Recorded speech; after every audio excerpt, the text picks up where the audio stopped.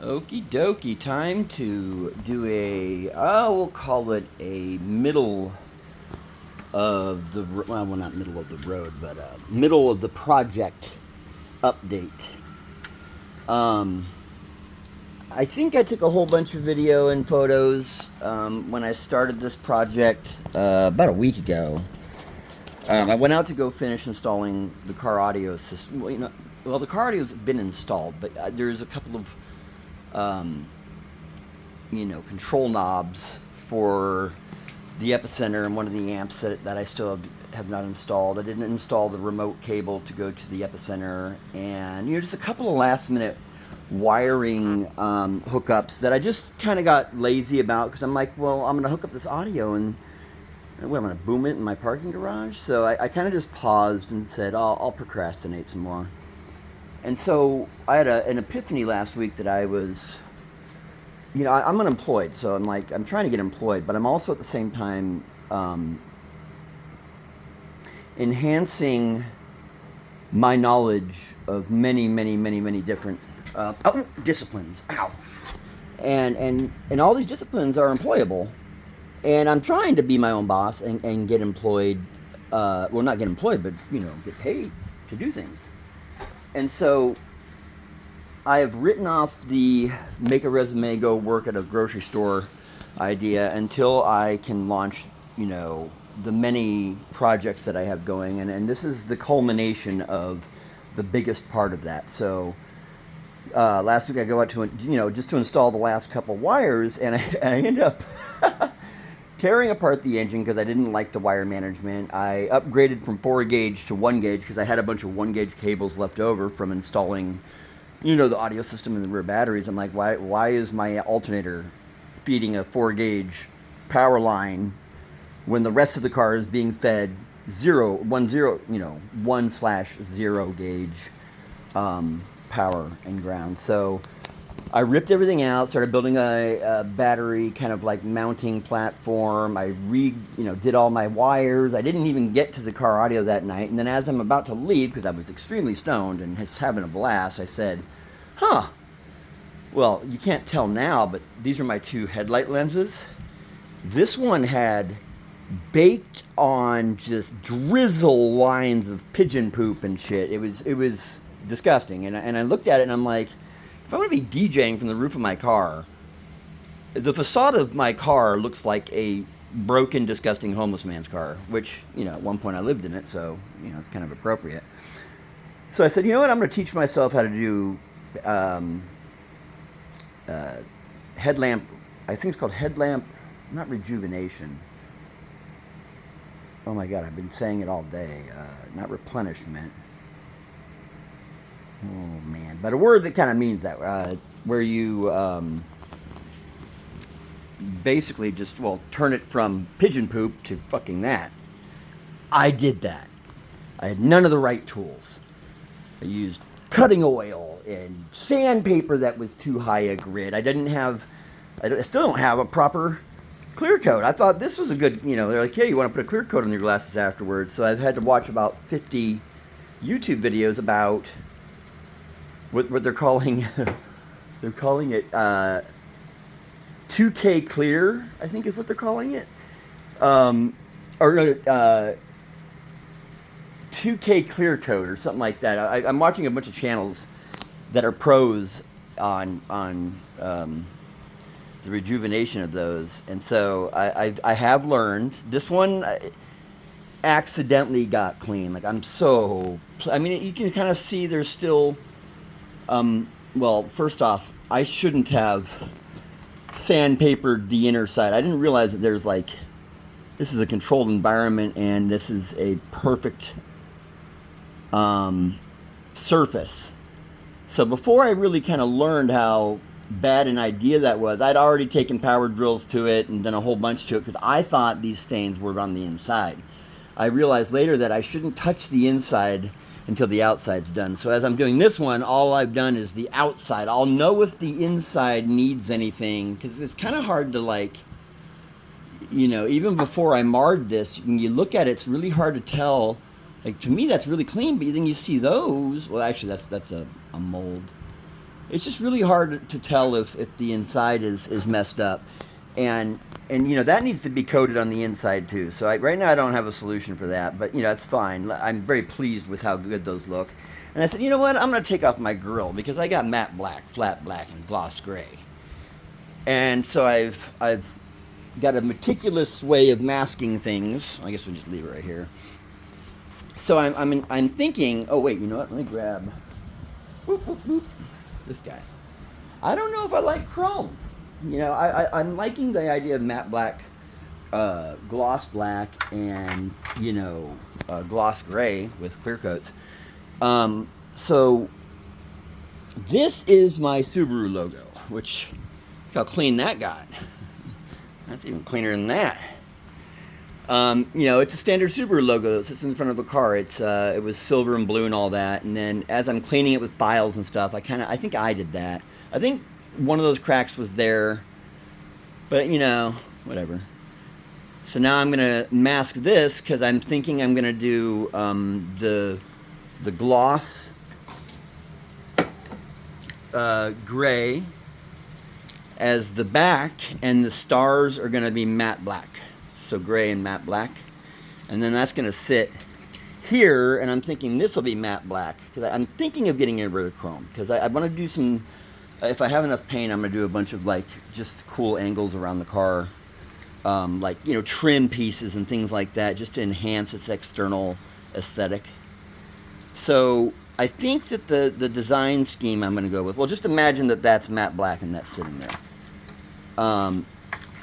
I'm thinking I'm gonna do. I'm struggling with deciding this. I think. So let's just look at before the chrome gets involved. I have two basic areas. I was gonna do three areas, and I realized I'm gonna paint this, and then I'm gonna have to take off that and mask the area I just painted. So I'm like, no, I'm not doing 3 areas. Fuck that. I want the matte black to be really prevalent, really kind of like more of what's around the car, and then the gloss gray and the gloss black are accents, you know, trim pieces and stuff. So I think that's going to be gloss black, right? Which will also make that base gloss black. But then when this goes on, I'm thinking all that back masking is going to be matte black, and we'll see. I'll have the ability just to, before I decide if I want to paint this or not, I could have everything else painted and then decide if I want the chrome or not. But I'm thinking the chrome piece will be matte black to match the rear matte black. He's going to have matte black in him. Those are going to be matte black. I was going to multi-color those, but I ended up, you know, in vigorously sanding this, I broke. This is a very... Well, you have to have it. It's part of the projection beams. So I don't have projectors. I have reflectors. My headlight type is reflector, not projector. And so I fucking broke this clean off. So I had to epoxy that, and I'm like, last thing I need is more goddamn projects popping up. So yeah, I'm very pleased. This has been a long 3 days, just learning how to, like, first impulsively deciding to rip everything out, you know, when I really just need to get, you know, this car testable for its functionality as a pop-up Renegade soundstage, and I need to start making some DJ demos. My cousin DJ Garva out of San Diego just bought Spin Nightclub, so I need to fucking step up and start making some demos and do some travel. But yeah, this is my I'm normally very, very, very, very neat. These are all my tool stations for cleaning headlights. I was gonna paint in here, which was kind of the plan, but I don't think that's a good idea. So I'm gonna take it outside. I've got a neighbor here who's been funneling me a bunch of tools, C-clamps, a sander. The second light was a godsend. You're definitely not supposed to use that tool either. When working with these lights, but I watched enough content that and they all use different shit. Like, there's people that actually know what they're doing, and then I watched a bunch of content of people that just kind of figured out that a lemon can sometimes work, or WD-40 sometimes works. And so I realized I know enough about the idea behind it. I now know what's important about those lights going back on. And, you know, when my neighbor gets home, I'm hopefully going to go out and get, it's a proper, oh, what the hell is it called? SL, I don't, god damn it, hold on. We'll find it out. It's the clear coats for the headlamps. And so they have a clever name for it. It's not, oh, there's 2X is what the paint says. So 2X is definitely not a clear coat. 2X usually means 2 components, but it's 2K? Yeah, 2K clear coat, I think is what they call it.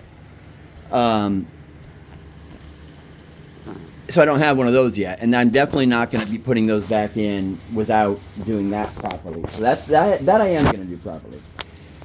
But in the meantime, throughout my process, I've used a car buffer with the compounds for a car buffer. I went out and bought a grit sponge because I was going to use that to kind of burr up the paint for the vehicle, and I ended up using that on the lenses because I didn't have like all the tools that these guys are using, which is fine grit sandpaper, 3-inch wheels up to 3,000 grit. I've got a 120, I've got a 220 grit, I've got the sand sponge, and then I've been using the buffing compound. I broke up the for the second headlight. I put that's the orange hand wash with the pumice in it. I fucking cleaned the front of that with that, and then I realized, oh yeah, he gave me the fucking rotary sander. Fuck it, I'm just going to put the rotary sander on, because the most successful headlight restoration is the word, not rejuvenation, restoration. The headlight restoration gurus that I was watching, they use sanders for sure, and the best results are always from dry sanding, not wet sanding, but not using that kind of sander. So I fucking just tried it, and it did it fast. I didn't have to fuck with this on 3 different wheels. I didn't have to fuck with that. I didn't have to fuck with that. So yeah. So yeah, this is chaos bit. There. Oh, I got the controller. Kind of learned the controllers now. I got a 1 terabyte, 500 gigabyte NVMe drive in there. Was able to format it properly. It does function, but I'm trying to operate this thing in standalone mode, which means I'm just using the USB. I don't have to hook up my laptop, because my laptop struggles a little bit with Serato. So I don't know. I mean, I haven't officially tried it yet, but maybe it'll be fine. If it'll be fine, it's a nice small laptop. It's more like a tablet laptop. But standalone mode would be great. But the one thing I know about standalone mode with the Denon Prime software is that it's not as like seamless and without little bumpy parts. You know, I guess standalone mode works. It gets the job done, but all the tutorials that I've watched about this controller, because this is like a 12-year-old controller. I haven't heard anyone really rave about standalone mode, but it's good in a pinch, I've heard, and you can use it as a backup for Serato. But yeah, as a Serato controller, this thing's apparently amazing.